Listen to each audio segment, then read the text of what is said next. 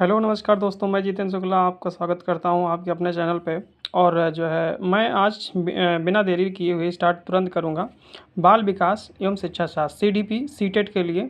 जो बहुत डिमांड थी बच्चों का कि जो है मतलब सर सीडीपी करवा दीजिए। तो देखते हैं हम लोग प्रीवियस ईयर क्वेश्चन को लेकर सॉल्व करेंगे। ठीक है, तो आपको पहला क्वेश्चन है कि एक मिनट।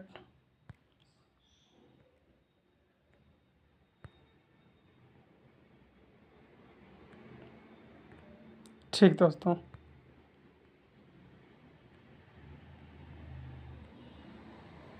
प्राथमिक पहला क्वेश्चन है कि प्राथमिक स्तर पर एक शिक्षक में निम्न में से किसे सबसे महत्वपूर्ण विशेषता मानना चाहिए। ठीक है, तो अब आप लोगों के सामने ऑप्शन है, ये चार ऑप्शन है आपके पास। ये पहला है धैर्य एवं दृढ़ता, दूसरा है शिक्षण पद्धतियों और विषयों के ज्ञान में दक्षता, अति मानक विषयों में दक्षता, पढ़ाने में उत्सुकता। तो आप बताइए क्या होना चाहिए। ठीक है, तो पहले में आपका होना चाहिए कि अगर प्राथमिक बच्चे को पढ़ाना है तो हमें सबसे विशेषता है कि अपने अंदर पेशेंस होना चाहिए और एक दृढ़ संकल्प होना चाहिए कि हाँ मतलब बच्चा परेशान करे या कोई दिक्कत हो तो आपको परेशान नहीं होना है। ठीक है, तो यानी कि पहला ऑप्शन है धैर्य और दृढ़ता होना चाहिए। आपका आंसर हो जाएगा पहला। ठीक है दोस्तों, यानी कि ए। अब हम लोग एक्सप्लेनेशन देख लेते हैं। जैसे कि कहा गया है प्राथमिक स्तर पर एक शिक्षक में सबसे महत्वपूर्ण विशेषता धैर्य और दृढ़ता होनी चाहिए, जिससे कि शिक्षक किसी भी परिस्थिति में किसी भी छात्र छात्रा को सहजता से समस्याओं का समाधान कर सके। ठीक है, और एनसीएफ 2005 में भी बताया भी गया है कि हाँ शिक्षक केंद्रित ही मतलब शिक्षा है, यानी कि शिक्षाओं का विद्यार्थियों का मानना है। ठीक है, फिर दूसरा क्वेश्चन है आपका। दोस्तों ध्यान दीजिएगा, कंटेंट पर ध्यान दीजिएगा। एक शिक्षक अपने लोकतांत्रिक स्वभाव के कारण विद्यार्थियों को पूरी तरह से कक्षा में कहीं भी बैठने की अनुमति देता है। ठीक है, कुछ शिक्षार्थी एक साथ बैठते हैं और चर्चा करते हैं, यह सामूहिक पठन करते हैं। कुछ चुपचाप बैठकर अपने आप पढ़ते हैं। एक अभिभावक को यह पसंद नहीं आता है। इस स्थिति में सबसे निपटने का निम्न में से कौन सा तरीका सबसे बेहतर हो सकता है। ठीक है दोस्तों, तो इसमें आप क्या करेंगे, जैसे कहा गया है कि अभिभावकों को प्रधानाचार्य से अनुरोध करना चाहिए कि उनके बच्चे का अनुभाग बदल दें। नहीं, ऐसा नहीं कर सकते हैं। अभिभावकों को शिक्षक पर विश्वास व्यक्त करना चाहिए और शिक्षक के साथ समस्या पर चर्चा करनी चाहिए। ये हो सकता है। अभी हम और आगे ऑप्शन चलते हैं क्योंकि इसमें मोस्ट प्रॉब्ली जो होता है उसको आंसर हम देते हैं। तीसरा है अभिभावकों को उस विद्यालय से अपने बच्चे को निकाल लेना बिल्कुल नहीं करना चाहिए। ऐसे अभिभावकों को प्रधानाचार्य से शिक्षक की शिकायत करनी चाहिए। नहीं, यानी कि बी ऑप्शन आपका सही हो जाएगा। ठीक है दोस्तों, बी ऑप्शन 100% सही हो जाएगा। अब हम लोग देखते हैं, चर्चा करते हैं इस पे। देखिए एक्सप्लेनेशन में, यदि कोई शिक्षक अपने लोकतांत्रिक स्वभाव के कारण छात्रों को पूरी तरह कक्षा में कहीं बैठने की अनुमति देता है, जिससे कि कक्षा में कुछ छात्र एक साथ बैठते हैं और तथा चर्चा करते हैं, कुछ सामूहिक पठन करते हैं तथा कुछ चुपचाप बैठकर पढ़ते हैं। अगर इस स्थिति में छात्रों के बैठने पर किसी अभिभावक को परेशानी होती है तो उन्हें ठीक नहीं लगता, तो सबसे पहले शिक्षक से क्या करना चाहिए, बात करना चाहिए और शिक्षक पर विश्वास करना चाहिए। ठीक है दोस्तों, तो ये आपका ऑप्शन पहला सही हो जाएगा। फिर नेक्स्ट है कि वह अवस्था जब बच्चा तार्किक रूप से वस्तु और घटनाओं के विषय में चिंतन प्रारंभ करता है। तो इससे आपको क्या होगा, कौन सा ऑप्शन हो जाएगा। एक है पहला औपचारिक संक्रियात्मक अवस्था, पूर्व संक्रियात्मक अवस्था, मूल संक्रियात्मक अवस्था और संवेदी प्रेरक अवस्था। यानी कि ये जो चारों अवस्थाएं दी गई थी वो जीन पियाजे के द्वारा दी गई थी।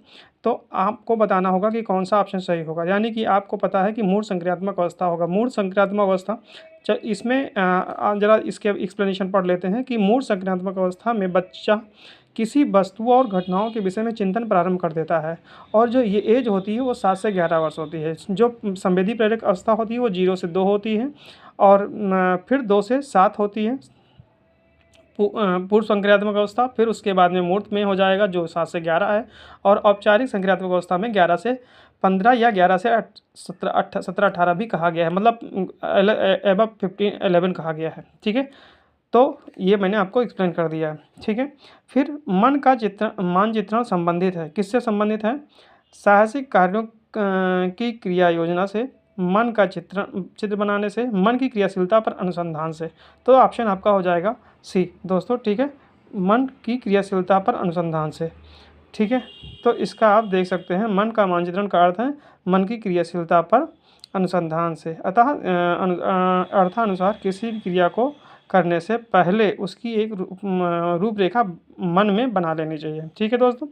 फिर नेक्स्ट है, विशेष रूप से प्राथमिक स्तर पर विद्यार्थियों को सीखने संबंधी समस्याओं को संबोधित करने का सबसे बेहतर तरीका है। नंबर 1 पहला है महंगी और चमकदार सहायक सामग्री का प्रयोग करना। दूसरा है सरल और रोचक पाठ्यपुस्तकों का प्रयोग करना, कहानी कथन पद्धति का प्रयोग करना और क्षमता के अनुरूप विभिन्न शिक्षण पद्धतियों का प्रयोग करना। यानी कि ऑप्शन दोस्तों हो जाएगा शिक्षण के अनुरूप विभिन्न शिक्षण पद्धतियों का प्रयोग करना, क्योंकि आपको जब बच्चे को हमको सिखाना होता है तो हमें अनेक विधियों का प्रयोग करना होता है, जिससे बच्चे को जो भी समझ अच्छे से आ जाए, ठीक है। और इसका एक्सप्लेनेशन भी आप पढ़ ले सकते हैं कि प्राथमिक स्तर पर विद्यार्थी को सीखने संबंधी समस्याओं को संबोधित करने का सबसे बेहतर तरीका है कि अगर शिक्षार्थी को कुछ समझाना है तो उसके लिए एक नहीं बल्कि उसकी क्षमता के अनुसार विभिन्न शिक्षण पद्धतियों का प्रयोग करना चाहिए प्राथमिक स्तर पर, ठीक है। तो ये तो आपको मैंने बता दिया पहले ही कि हाँ मतलब उसके अनुरूप समझाना चाहिए ताकि बच्चे को समझ में आ जाए। नेक्स्ट है, निम्न में से कौन सा शिक्षार्थियों में सृजनात्मकता का पोषण करता है। तो जैसे कुछ पॉजिटिव और नेगेटिव वर्ड्स होते हैं, तो इसको मैं पहले प्रीवियस ईयर कराने के बाद में इसके कुछ पॉजिटिव और नेगेटिव कीवर्ड बता दूंगा, जिससे आंसर आप तुरंत कर सकते हैं। प्रत्येक शिक्षार्थी को अंतर्जात प्रतिभाओं का पोषण करने का अवसर उपलब्ध कराना, यानी कि अवसर मिल रहा है, अगर बच्चे को अवसर मिल रहा है तो यानी कि यही ऑप्शन सही होना चाहिए। लेकिन फिर भी हम लोग आगे ऑप्शन पढ़ेंगे। विद्यालय जीवन के प्रारंभ से, एक्चुअली आंसर चलो इसको दिख गया था और नहीं दिखेगा। विद्यालयी जीवन के प्रारंभ से उपलब्धि के लक्ष्यों पर बल देना। परीक्षा में अच्छे अंकों के लिए विद्यार्थियों को कोचिंग करना, नहीं हम कोचिंग नहीं करा सकते, ये नेगेटिव वर्ड है आपका। अच्छा शिक्षा के व्यवहारिक मूल्यों के लिए विद्यार्थियों का शिक्षण, ठीक है। तो यानी कि आपका पहला ऑप्शन हो जाएगा, क्योंकि जब विद्यार्थी को या शिक्षार्थी को जो है अवसर उपलब्ध कराना होता है अपने आप को अभिव्यक्त करने के लिए, तो ऑप्शन पहला हो जाएगा, यानी कि ये आपका पहला ऑप्शन हो ही गया, ठीक है दोस्तों। फिर आपका नेक्स्ट है, पियाजे के अनुसार निम्नलिखित में से कौन सी अवधारणा बच्चे का अमूर्त संकल्पनात्मक व्यवस्था तार्किक चिंतन करने का आरंभ है। जैसे अभी पिछला एक क्वेश्चन ही था 4th नंबर या 5th नंबर, तो आपको जो तार्किक चिंतन करने की होती है वो आपका हो जाएगा 12 से ऊपर, यानी कि औपचारिक संज्ञानात्मक अवस्था, संवेदी प्रेरक अवस्था 0 से 2 होती है, पूर्व संज्ञानात्मक अवस्था 0 से 7 वर्ष होती है, और मूल संज्ञानात्मक अवस्था जो 7 से 11 वर्ष। तो जो तार्किक चिंतन करने का जो आरंभ होता है वो औपचारिक संक्रियात्मक अवस्था या पूर्व बाल्यावस्था भी हो सकता है। इस जगह पर अगर ऑप्शन आता पूर्व बाल्यावस्था तो हम उसको लगा देते हैं, क्योंकि वो भी 9 से 12 में काउंट होता है, ठीक है दोस्तों।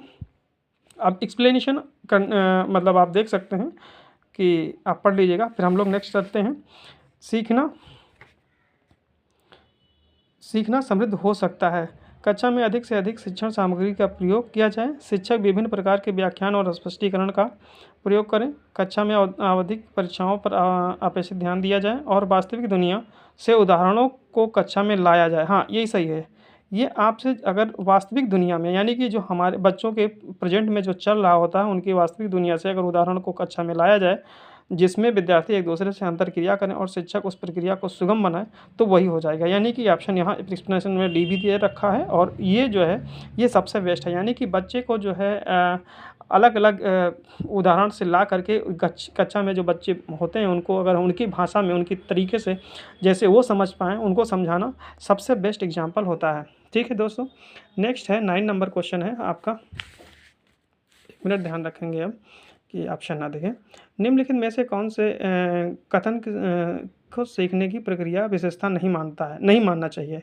तो सीखना एक व्यापक प्रक्रिया है, सीखना लक्ष्योन्मुखी है, अधिगम भी सीखने की प्रक्रिया है, शैक्षिक संस्थान ही एकमात्र है। यानी देखो ये जो ही आ गया, एकमात्र आ गया, ये नेगेटिव वर्ड है, तो ये ऑप्शन डी हो जाएगा सीधे सीधे। क्योंकि जब अगर अब एक बात इस जगह और ध्यान रखिएगा कि अगर ही है ठीक है, केवल अगर आ जाए, मात्र आ जाए, तो ये अब नेगेटिव वर्ड है, इसलिए इसको नेगेटिव कट कर देना है, नहीं होगा, ठीक है। एक्सप्लेनेशन आप लोग पढ़ लीजिएगा, मैंने दिखा दिया। फिर अब ये लास्ट क्वेश्चन होगा इसका। फिर 5वीं कक्षा के दृष्टिबाधित विद्यार्थी के माता पिता और मित्रों द्वारा उसे दैनिक कार्यों को करने की सहायता दी जानी चाहिए। के साथ कक्षा में सामान्य रूप से व्यवहार किया जाना चाहिए और श्रव्य सीडी के माध्यम से सहायता उपलब्ध कराई जानी चाहिए। के साथ कक्षा में विशेष प्रकार व्यवहार किया जाना चाहिए। को निचले स्तर कार्य को करने की छूट मिलनी चाहिए। ठीक है, तो ये ऑप्शन बी हो जाएगा, क्योंकि जो है के साथ सामान्य रूप से व्यवहार किया जाना चाहिए। ये मतलब इसमें आपको बच्चों के साथ, चाहे वो कैसे भी बच्चे हों, छोटे हों बड़े हों, किसी भी कास्ट हो, तो यानी कि उनके सभी के साथ सामान्य व्यवहार करना चाहिए। कोई बड़ा घर का है, कोई छोटे घर का, ऐसा कुछ भेदभाव नहीं करना चाहिए। ठीक है दोस्तों, तो आज यहीं तक, फिर हम लोग कल मिलते हैं नेक्स्ट इसके पार्ट में। 10-10 क्वेश्चन का पार्ट हम करवाएंगे और उम्मीद करते हैं अगर आप लोगों को समझ में आता है तो चैनल को ज़्यादा से ज़्यादा शेयर करिए और सब्सक्राइब करिए। Thank you.